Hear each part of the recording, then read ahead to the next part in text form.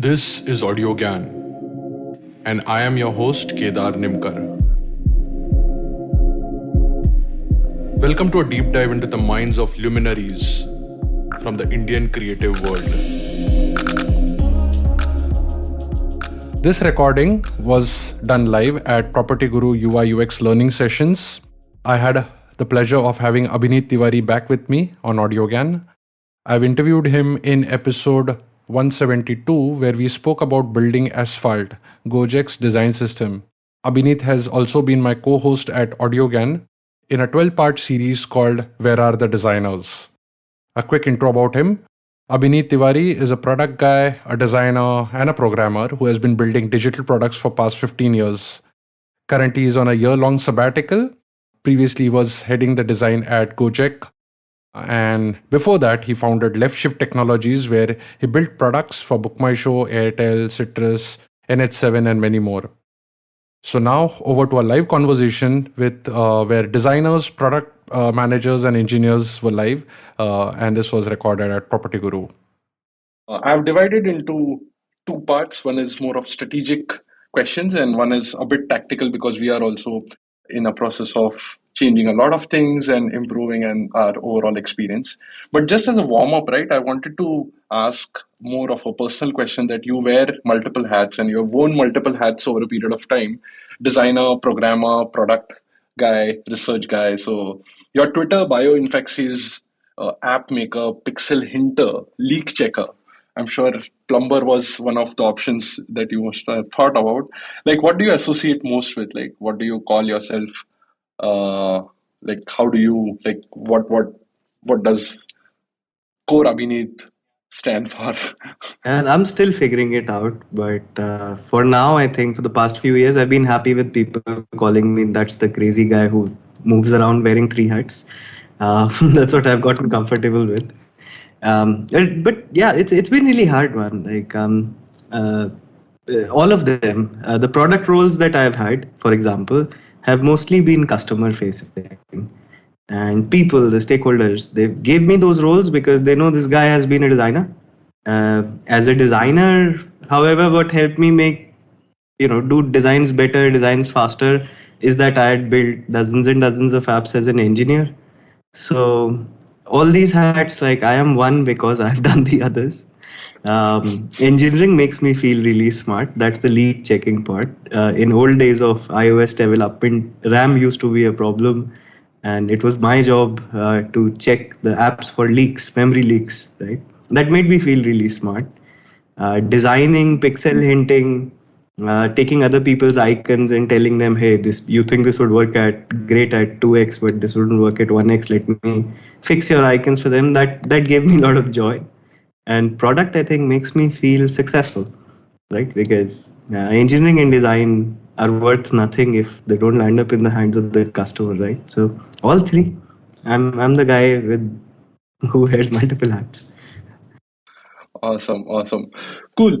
So yeah, I'll start off with more of strategic questions, and I wanted to begin by asking, like, what does, and as we keep offline discussing, right, more philosophical ones, what does scale mean to you, right, especially in the world of tech? Sure. I think scale is inevitable. I think all businesses, you look at them, they start small, most of them. And then eventually, like, you have to, like, if you're doing something good for the world, whatever your company's motivations are, if you're doing something good for the world, or if you're making money for your shareholders, whatever you're doing, eventually you need to get that out to more people, right? So scale, I feel like, is inevitable. Tech is strange, right? So I'll give you an example of a supermarket, right? Like you go to a supermarket, they want, the demand is unpredictable, right? To some extent. Post 6 p.m., post office hours on weekends, there'll be more people, right? Afternoon on a weekday, there'll be less people. So they have to design it so that each customer checks out as seamlessly as possible, right? Now, the challenge in scale is, like, you can scale horizontally, you can make the store bigger, you can add more tellers, more people to pack bags, etc. That's one way to scale. But the challenge is in keeping the costs the same, using the same infrastructure and serving exponentially large number of customers, right? And that's where I think tech comes in. A traditional business would, scale horizontally.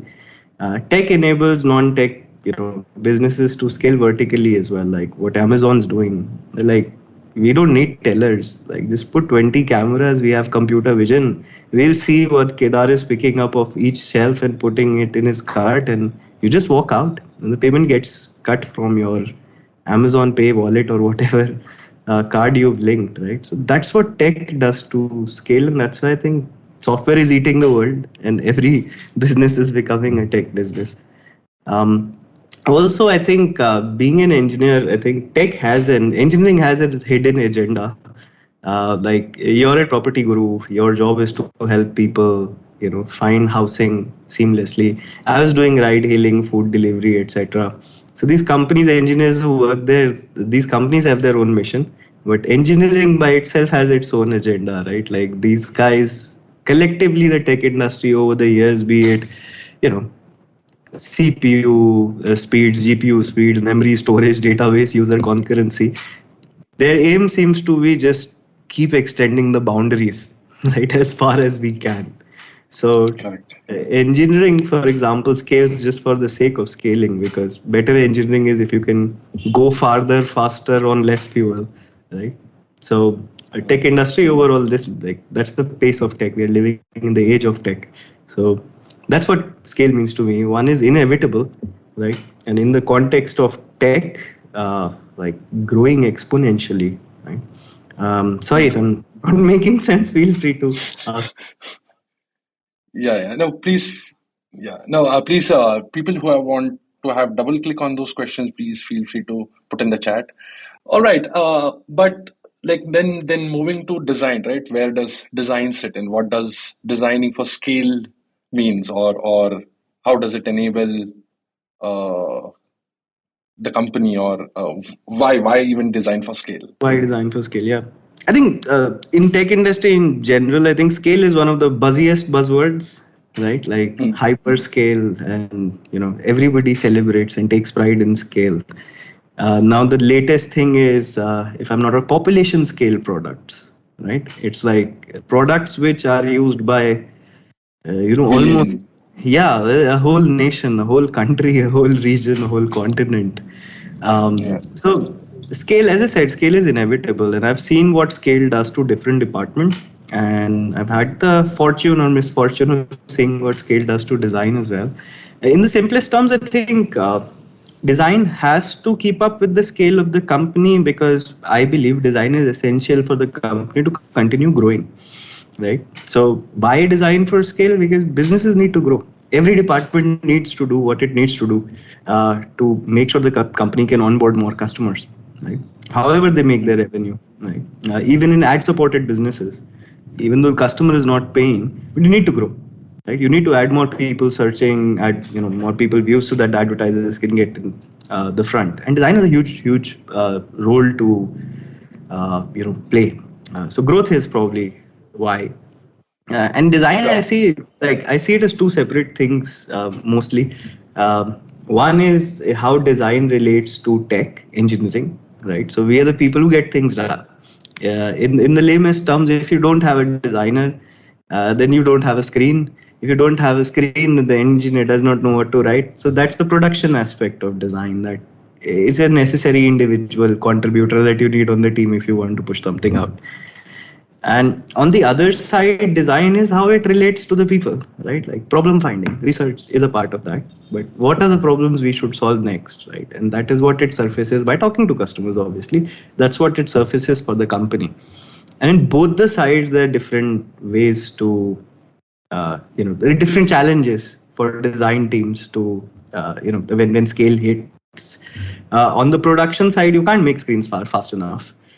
So I was in Gojek, for example, in early 2016, and in a few months, and we were growing gangbusters. Just to give you a sense of scale, like we would grow 10% in terms of new customers coming in week on week, right? So that Wow. meant every 10 months we have double the customers, and we kept that insane, unsustainable speed going for almost 2 years. Right? It wasn't 10% towards the end of it, but we were growing gangbusters throughout. And it screwed over both these aspects of design. On the production side, we just couldn't keep things consistent. Right? Team A is designing something, everything's on fire, and that they're doing the best that they can do for, say, ride hailing, right? And then there is a food delivery team on the side. They're solving their own problems, but in the end, Gojek is a super app. It lives inside one container. There has to be base level consistency, otherwise the customers get confused. Like, there's a completely different way to pay in one product, there's a completely different way to pay in another product, and these are new users, right? Like, they haven't used these services before. So it was breaking, right? And that's where we came up with things like, okay, let's make a design system. That's typically the first thing people do, because yeah, it just makes sense, right? And it solves a lot of downstream problems. But on the other side, we also had to scale up our research team. We had to make sure that everybody who's calling customer care, somebody needs to define the tags, what buckets these problems go into, figure out where in the databases, like how is the data reporting for that working, what are the dashboards that we need to make. But yeah, like that's kind of what scale does to design teams. And I'm not even touching the people and culture aspect, right? Like, when you're hiring 10 people every month, right? It doesn't matter what you think your design process is, or what you think motivates people in your team. Every new person comes with a whole new set of ideas, and we had to create systems, not just like these are the two aspects. But then the general management aspect to design, we had to create recruitment processes, interview processes, debate whether we give assignments. Some designers hate assignments. Debate whether on-site case studies work better. We had to come up with growth frameworks, right? Like, help designers plan their growth. We had to figure out, first figure out how rest of the teams were doing appraisals and feedback and all of that thing, and then figure out what is the thing that will work for the design team. So basically, everything that goes into running a team, a department, everything breaks at scale. And yeah, and that is why designing for scale, that is why thinking 6 months ahead, 1 year ahead, 2 year ahead is such an important thing. You don't think about that beforehand, and it'll be too late, right? And there can be dire consequences. Like, people will leave because they're like, this is a madhouse. I just can't figure out how to get things done here. Or like, the motivation would be low. Or worse, like, customers will leave because the product that is being built is not reliable, not high quality enough, or simply doesn't solve their needs, right? So everything broke, and everything broke every 6 months. And we had to, like, the early days, I was very reactive, the team was very reactive. Like, we have a problem, let's solve it.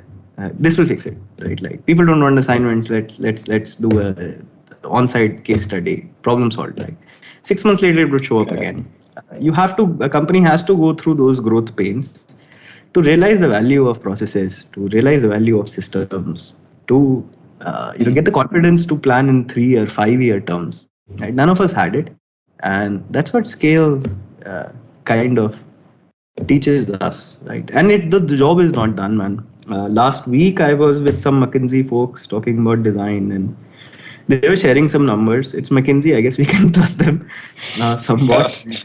But they were saying, like, at least 50% of design teams in companies, they don't track design and experience and measure it anywhere as rigorously as they say do revenue and costs, right? At least 40% of companies, this is the glaring stat, 40% of the companies that they talk to do not talk to customers at all during the process of product development. Right? No customer was, right? And I asked them the second question. It's like, how many of these companies are small? Like, what kind of scale are you talking about? Are these small companies? Are they big companies? And I was surprised. They said, no, we only talk to big companies. Right?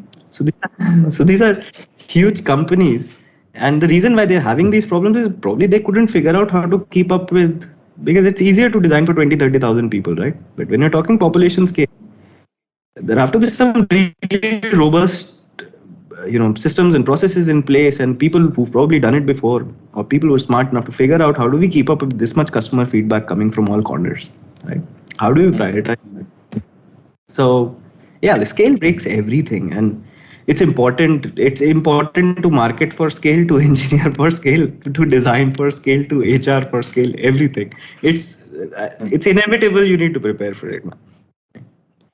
Yeah, that's very, very insightful. In fact, but like the way you mentioned about engineering sort of tripping on the GPU speed and app size and bunch of other things, what can design and research trip on? Like, what's that beyond CSAT and NPS score to measure? What metric? I mean, it's a tough one, but what metric typically happens because design and especially design and research have to be like justifying that this is what scale will help us. Yeah, I think the first thing is like most of the times, Kedar, whenever I found it hard for, what is it that can motivate design or design can take a trip on, in your words, right? Most of the times I find some alignment with the business folks and the engineering folks. Like we are one company, right?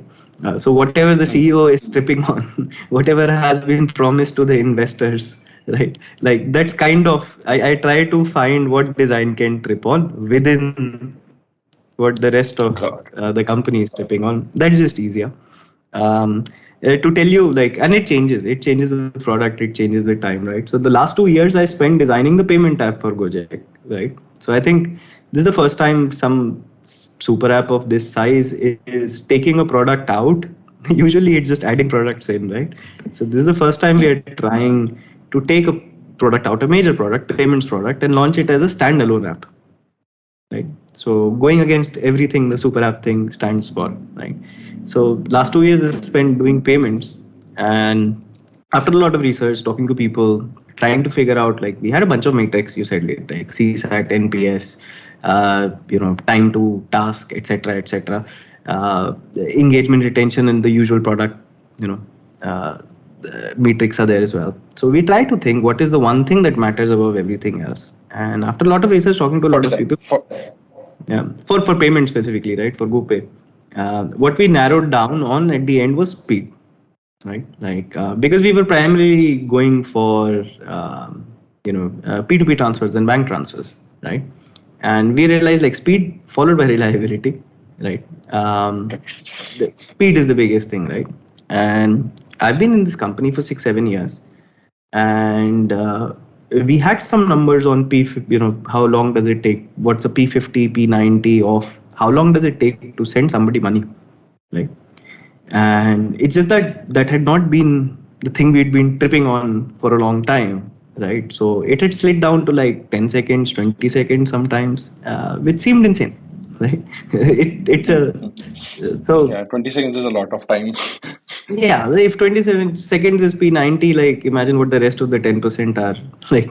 And what is taking 20 seconds there? There are only three questions: who, how much, right? And the third question is from where, if that person has multiple sources of funds, right?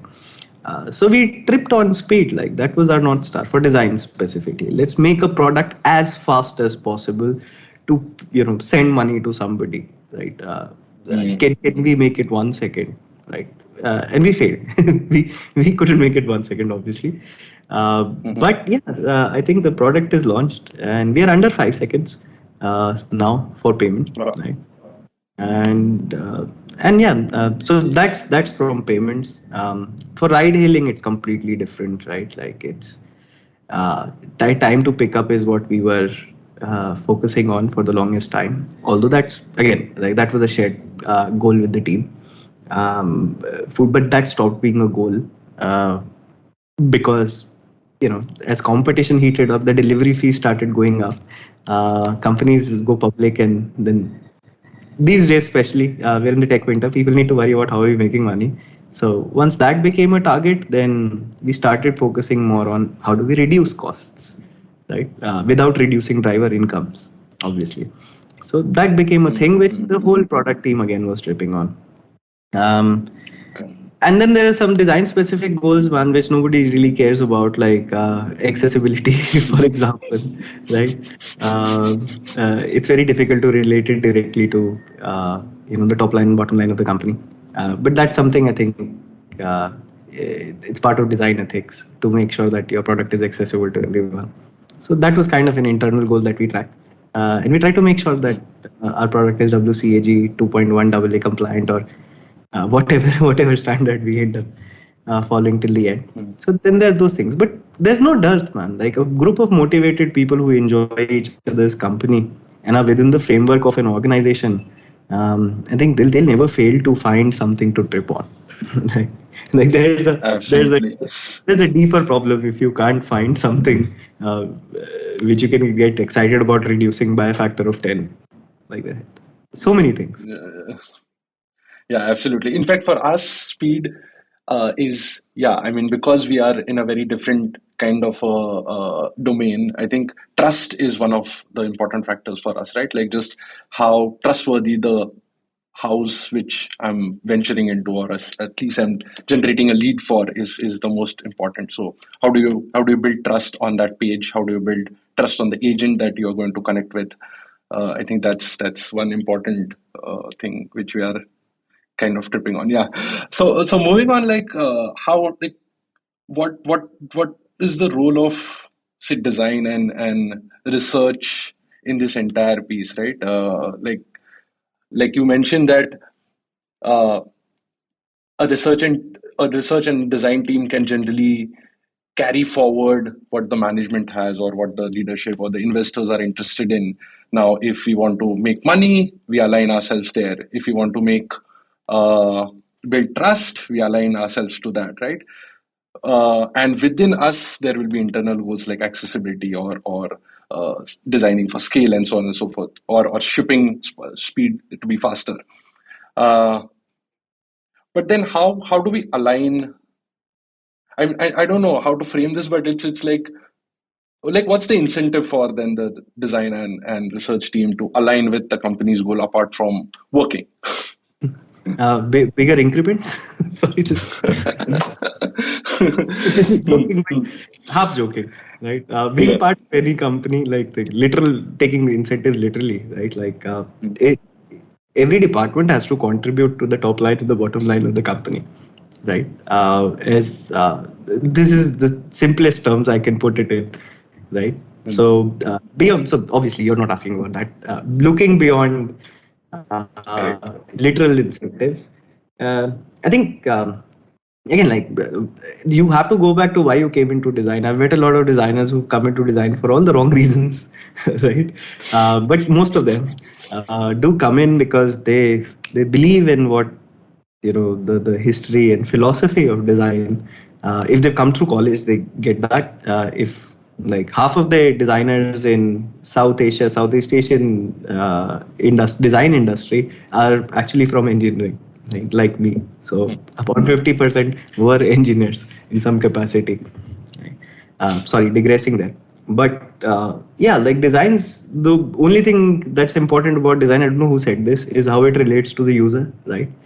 So I think the best place to look for incentives is like, if you do, like, aligning to business is not an option.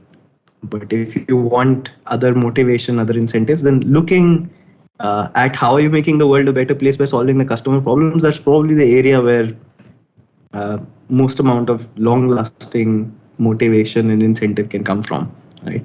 Like it gives me a lot of joy to see so many millions of people using my products, right?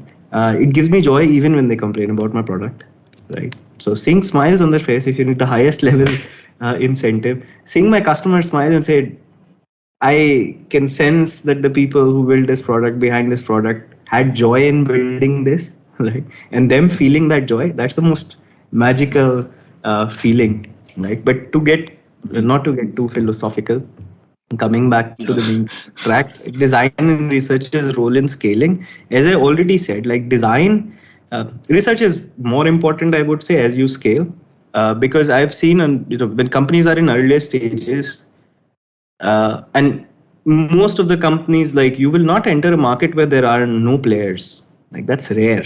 Like, most of the time there are incumbents.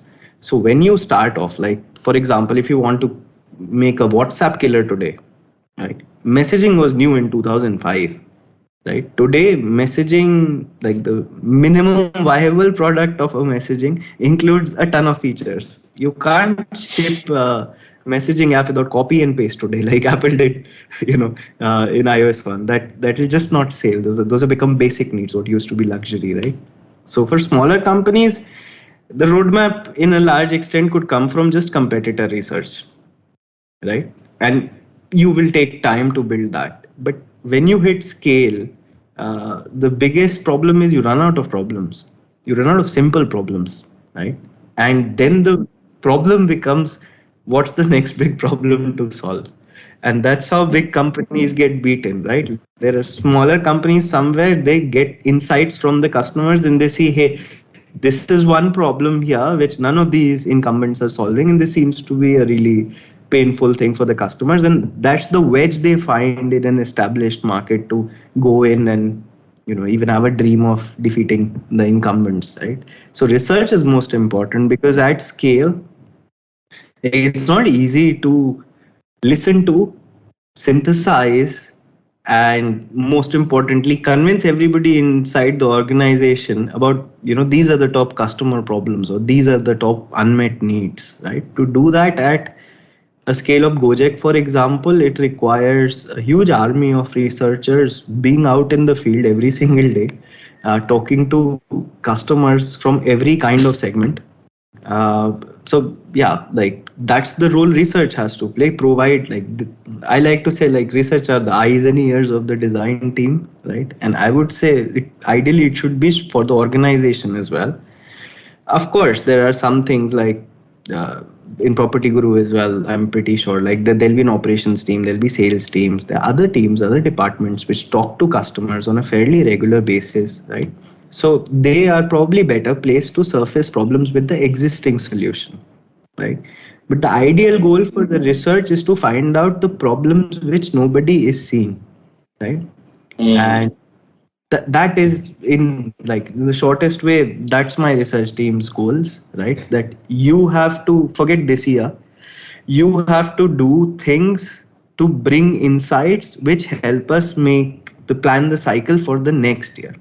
Like, when all our product heads and business heads and engineering heads, when they're sitting down trying to figure out what should be the OKRs, KPIs, whatever you use for the next year, research has to provide, the food for thought, right? That, hey, in terms of problems, these are the problems. In terms of opportunities areas, looking at competition, looking at, where the country is going, the market is going, these are the opportunity areas, right? And do the homework before. So yeah, that's probably the most important, and that's how research makes a difference. Of course, the other parts of research, like usability testing, making sure what the designers have designed actually, the customers can use, those are for me hygiene, like, that you have to do anyways, right? Where the money is in, are you able to set the narrative for, are you really able to become the representative of the customer, right? Do people in the company look at you when they want to figure out, hey, what should we do next, right? And to be honest, like, even my team and looking at accessibilities, we are far away in terms of UX research from getting there. Correct. In terms of design, designing at scale, I think, yeah, like, most of the big companies would also end up in multiple product categories, right? Tons of engineers, tons of designs, tons of bug fixes, new features, experiments, hypotheses going out. So I think design's primary job is to, not block things, right? And design's job is to make sure, if you have multiple products, then every product fits into the larger whole, right? Because I think a lot of because org structures of a lot of companies, they because they grow so big, they want to make individual pods independent, right? Design, I think, at least in Gojek and in certain other companies I'm aware of, design kind of ends up playing that role of being the glue. That, okay, you can go ahead and try out your hypothesis and grow your product. You can go ahead and grow this, but look, this is how all of it fits together. Right? Correct. This is what our design language is. Like this is how we speak, right? Don't the feeling that people get when they land on a landing page on an app should be the same when they see a hoarding somewhere, right? Should be the same when they talk to customer service. So design's job is to keep making sure that everything that all of these different people are doing fits together as one cohesive whole. Sorry if I'm being too high level, man. Hope it makes sense. No, no, no. In fact, I'm going to digress. I'm going to like double click on most of the things because a little more. I can get it, but please, others, if you like, there are some chats. One second.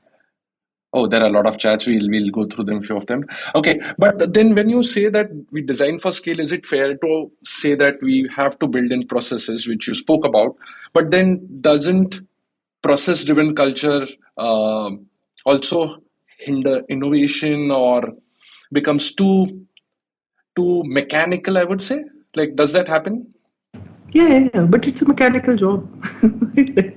It's a like as I said, like pixel hinting. What is it? It's like somebody makes an icon. Now you have to make sure that every icon's coordinate is an integer and not a floating point. That when you reduce it by half, the lines still look sharp, right? And if it's black, it's black. It doesn't become gray because the operating system is anti-aliasing it. What could be more mechanical than that? Right, like I've done these jobs in my life where I've sat through an icon pack of 600 icons and literally gone icon by icon and made sure everything is in integer because I wasn't smart enough to make a plugin for that and it doesn't really work.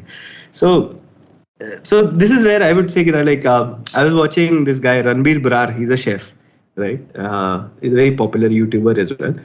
So Brar was saying like, what's a good meal in a restaurant?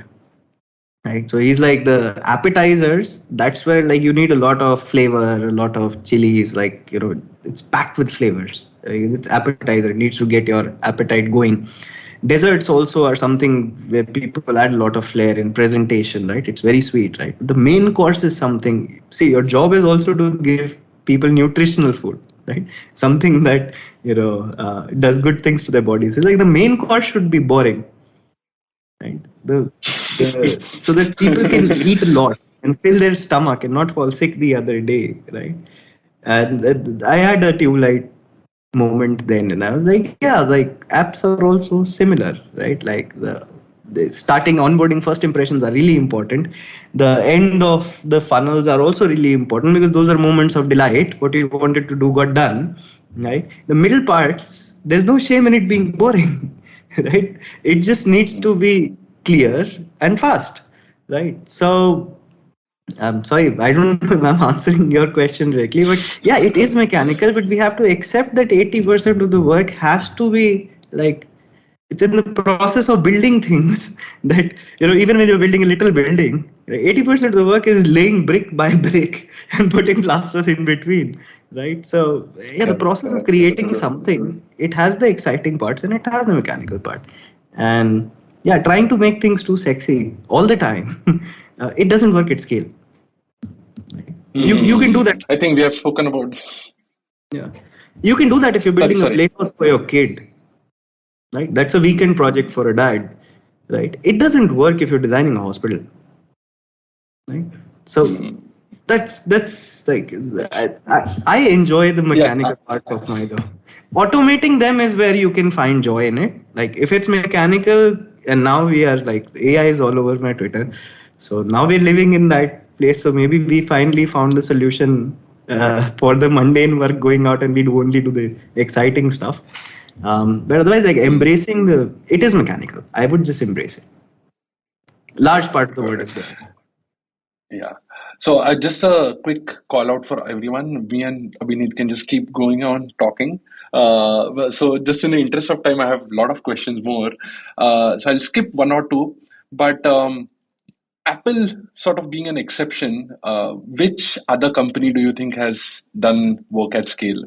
I mean, I know like you'll say Stripe, but any other Airbnb has to a certain extent. But anything that you can sort of share with us about this product or this brand has really nailed it. So this year I'm on I'm off work. I'm on a year long vacation. So I've been primarily looking at non-tech companies. right?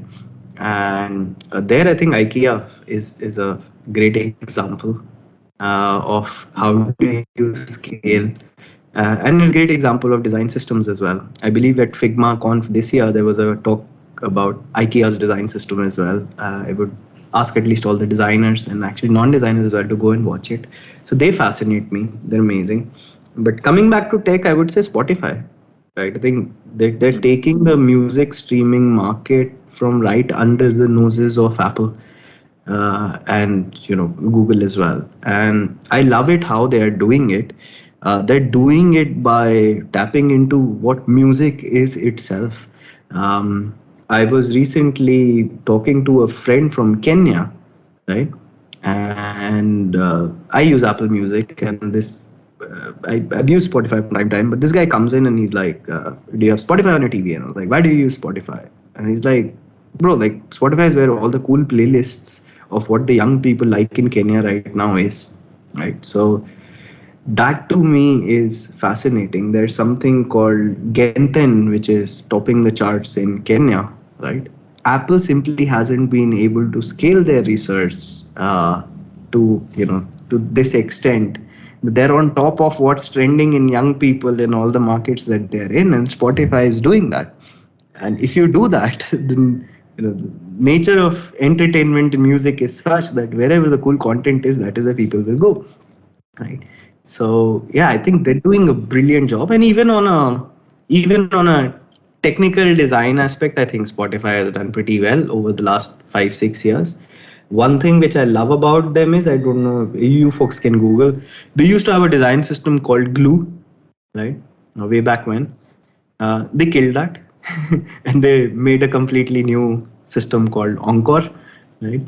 And that is something I would have wished to see at Gojek as well, because systems have a shelf life, right? And it takes a lot of bravery, and it shows organizational maturity when people take something which has been a huge legacy system, right, and replace it with another system that's better, right? So they're one of the few companies who I think who've done it, and that's why they have a lot of love and respect from me. Yeah, yeah. And in fact, I believe their first metric was speed. I think they have cracked it and pretty much stayed stable on it. And now they're venturing more into Spotify, I'm talking about. Like it's all about just under 1 second, under 2 seconds, or maybe less than that. It was like in milliseconds debate which was happening. So since you mentioned about legacy, like if you are already a market leader, like what again, like what can make one strive for excellence, right? We are already at scale in terms of business, in terms of market share, in terms of this is where I think design will play an important role. But yes, we are building a trusted marketplace, but from a business standpoint, we are market number one, right? Then what like do we create an artificial enemy, or do we create a hypothetical threat, or like how do we like strive for excellence then, or we as in like any market leader? Yeah, like again, like we have to understand that we are businesses. I believe Property Guru is already public, right? Has been for some time. Yeah, Yes, last year, as a yeah. public company, all of us have a fiduciary duty to maximize shareholder value, right? Because you can do other things when you're a small company, private investors, but these are moms and pops. These are normal people who've taken their hard-earned money and they've literally bought your shares, right? So I think that scares me when Gojek went public, for example, Gojek and GoPay. It scares me, but that responsibility is a huge reason to keep striving for excellence, right? Like Gojek, for example, there are a bunch of drivers who are our shareholders, right? So the people who drive for Gojek, there are, they have shares there. Like we can't make them lose their money, right? So that's one. That's from a very business, very 36-year-old me perspective. But earlier in life, I used to think these things are, just chasing profit for the sake of profit is not exactly, it can't be your purpose, right? I still believe that, but I do think this is far more important than I used to earlier. So that's one. For design specifically, again, I said it already, like customer delight, right? Like people after people, if you ask them, would you move to some other product instead of my product, saying no, right? That I think is overall what drove Gojek design and what drove me as well. At a micro level, these things can be anything. It can be I want to make the fastest payment app ever, or I want to, change the way people find houses or look for houses. Right? I want to take all the pain out of it. The thousand reasons which you can come up with. I think the best reason is something which gets most of your team to wake up in the morning and look forward to coming to office, right? So they're micro cultures and teams. So whatever motivates most people, and I don't think like getting at scale, actually I find more reasons, because now every time I make something faster, something easier, something more delightful, I know like this will go out to every single island, every single district of this fourth largest country in the world at least, and to some people in Singapore too. So yeah, that so scale actually has increased. It's like being like, if you want to be the artist, don't want to become a businessman, then you're getting a bigger stage, right? So getting a bigger stage should logically, rationally increase, the wish to give your best performance, right? So scale should actually, whatever your motivation was, scale should actually help solidify and magnify it. So I would like to know why you frame this question this way, like, because yeah, like more scale means more. It's easier to find reasons to excite yourself.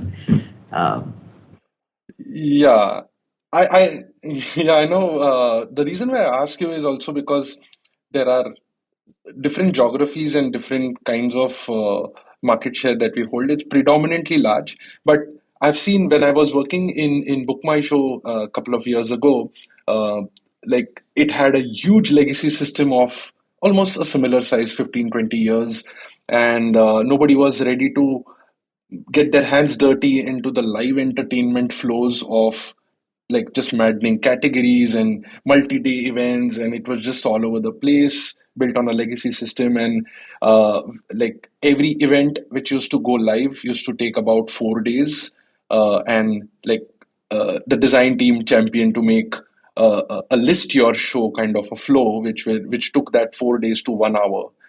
And the joy that we have today is like just amazing, because recently BCCI, the biggest cricketing board, sort of partnered with Book My Show for all the big tournaments. So yeah, it comes very naturally to a lot of people, but for those who think, oh, we are already there, what's the difference, and like what how do we push the boundary, or where do we push the boundary? I think that's where the question came from, but you articulated nicely. Cool. I'll yeah, move on to the last. and Sorry. yeah, I do want to say one thing on this, the general topic of how do you convince people, right, to change the way they're doing things. The hack that I found is like most of the time I've been told no when you keep asking why or keep figuring out. The reasons have been cost in terms of dollars or cost in terms of time. So the biggest hack I have is, if I go to the stakeholders, if I'm not asking them for more headcount, right, and if I'm not asking them for more money, they're much more likely to let me do what I am doing, right? So if I don't slow down other teams, or if I don't literally cost them more money, they will, most people would let you do what you're doing, right? Because I think excitement is infectious, and most humans don't like shutting down another excited human for some reason, right? Yeah, So yeah, on yeah. legacy systems, I think in large organizations, I know people who built some excellent processes and systems and have since left the company, right? And there are very few people left behind who knew why that system existing in the first place, right? So I think doing away with any legacy system or changing any process that exists and annoys you, you have to start with finding out, doing a little bit of archaeology and finding out who made this, why did they make this, and why was this project approved then.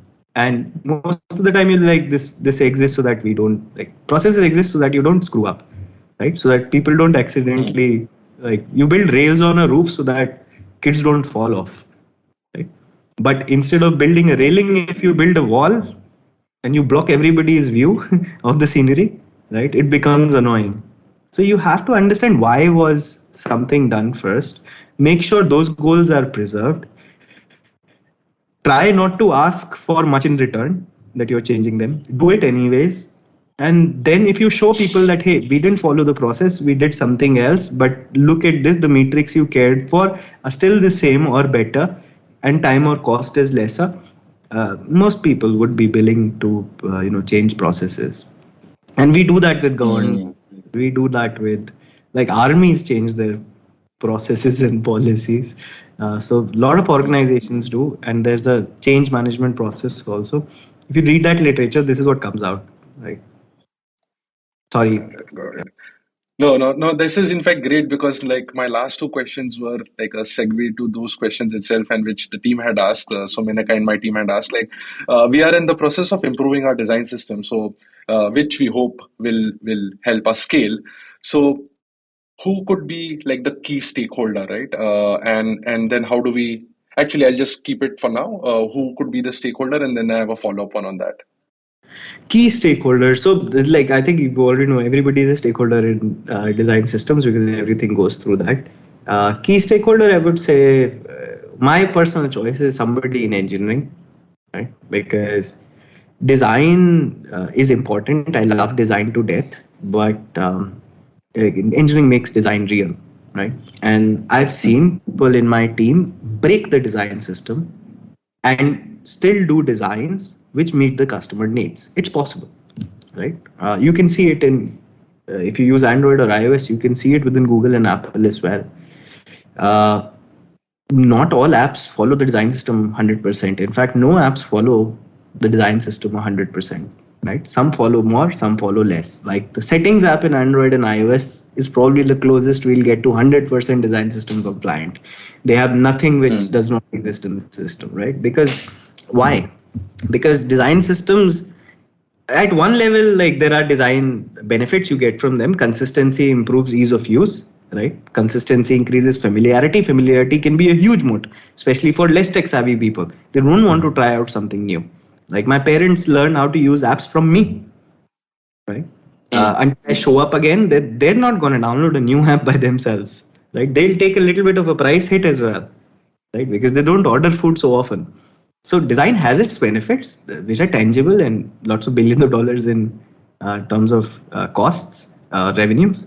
But the benefits that design system brings to engineering, that the app will not crash, right? So as I said, like, designers have gone ahead and made a separate, completely different looking app in a different design language, right? And still met customer success, but their crash rates were higher, right? Because you're still writing new lines of code, right? So I think in terms of key stakeholders, if you can get engineering to support and promote reuse, which is part of their core, education, reuse,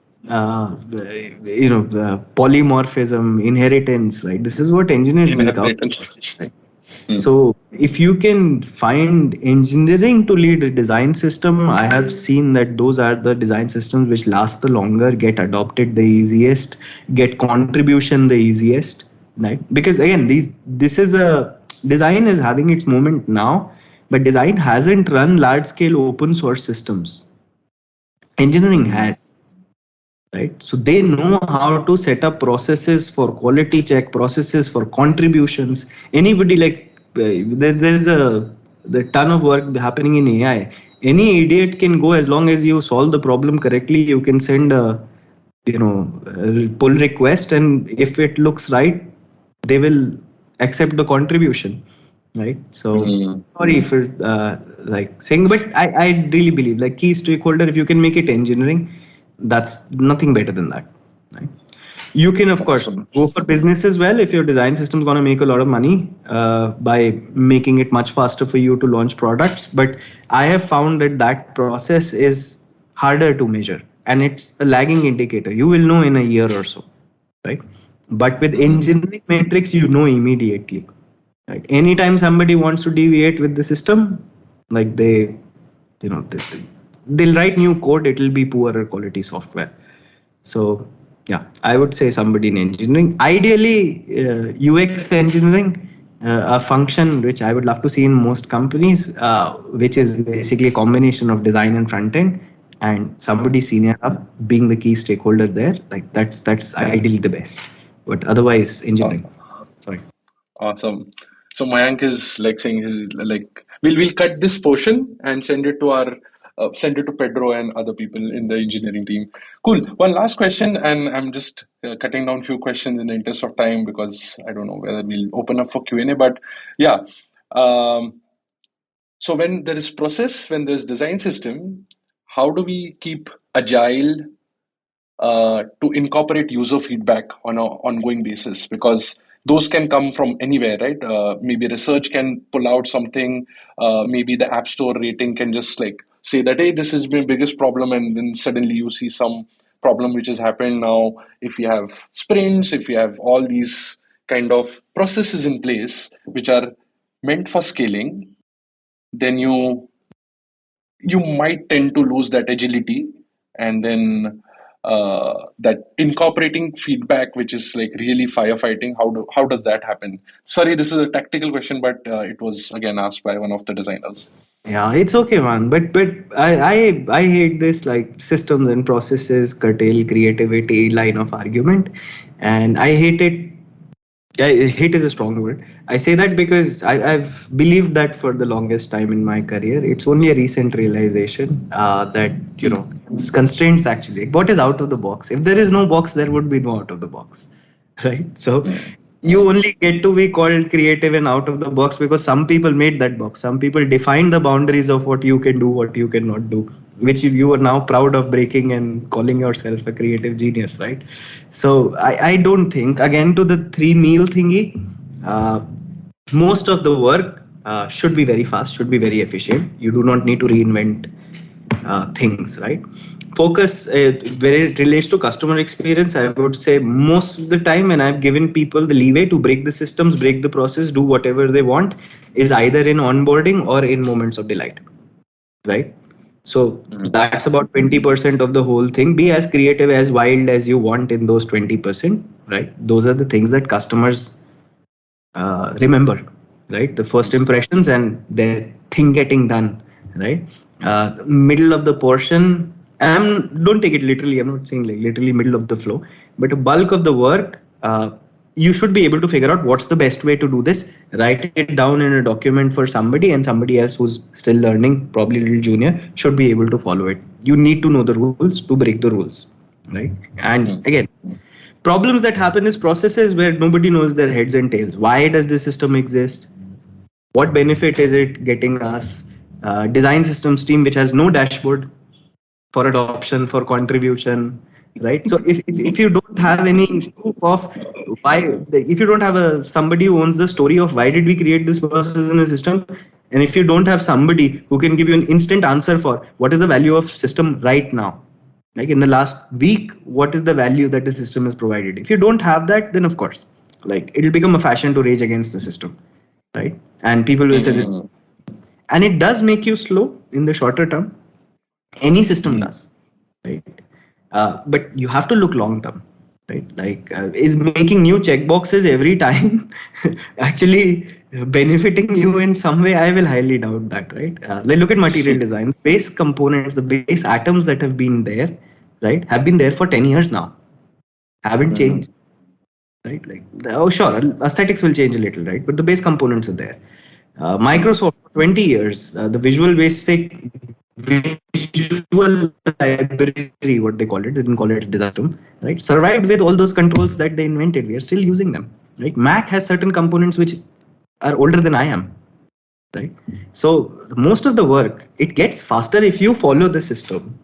And 20% of the things that is where you need to identify for each business. But 20% of the places, yeah, you should give infinite creative freedom to people to be, agile, to change directions, right? But you should not be changing direction in how do we design text fields.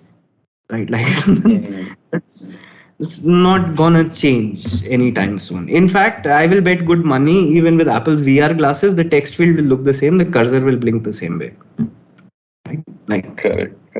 not gonna change. So yeah. Yeah.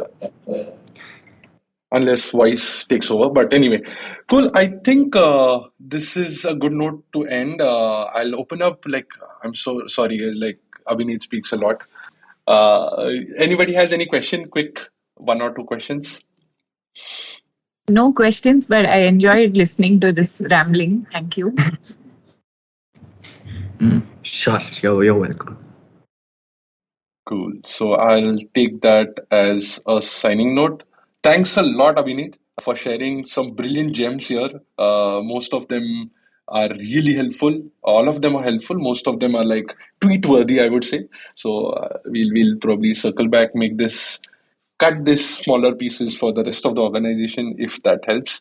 But thanks a lot. Thanks a lot for your time. It was fun talking to you. Cool.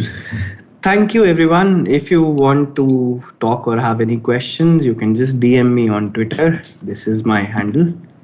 And yeah, thanks a lot. This was fun. Thank you, everyone, for joining in, and we'll see you next time. Thanks. Bye. Thank you, Abhinit. Bye bye. Bye-bye. Thank you. Bye. Thank you. Bye. And that's it from today's GAN session. For show notes and more GAN, visit audiogan.com. And if you wish to connect with me, I am at AudioGAN Moments on Instagram.